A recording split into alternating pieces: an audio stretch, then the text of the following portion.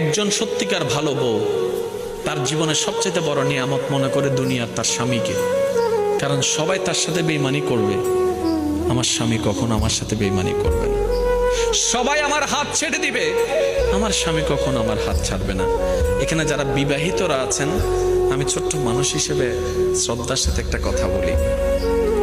এক ঘরের নিচে থাকলে, একই ছাদের নিচে থাকলে অনেক কিছুই হবে।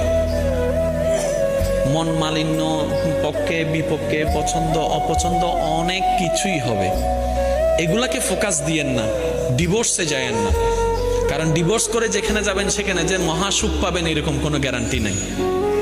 যেখানে আছেন থাকুন, আল্লাহর রহমতের আশা করুন। ডিভোর্স কখনো সমাধান হতে পারে না। স্বামীর কাজ হচ্ছে স্ত্রীদেরকে মায়া প্রদর্শন করা, মহাব্বত প্রদর্শন করা, কেয়ারিং প্রদর্শন করা। আর স্ত্রীদের কাজ হচ্ছে স্বামীদেরকে ভক্তি করা, শ্রদ্ধা করা, সম্মান করা। দুইজনের পক্ষ থেকে যখন এই ইসলামের নিয়ম দুইটা চলে আসবে, অশান্তির সংসার অশান্তির হয়ে যাবে। সুবহানাল্লাহ।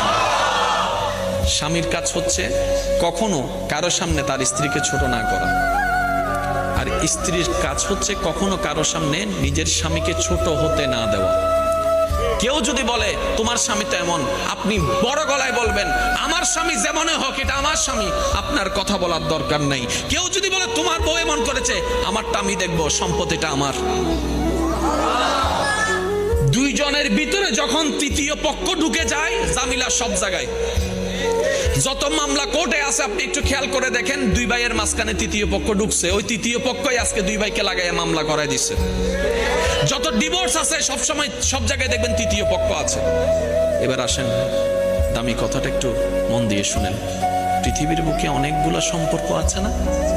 ভাই ভাই, ভাই বোন, বন্ধু, চাচা, জেঠা, কাকা, মা বাবা, সন্তান, কত সম্পর্ক আছে না? আচ্ছা, এই সম্পর্কগুলা কাদের জন্য? মানুষ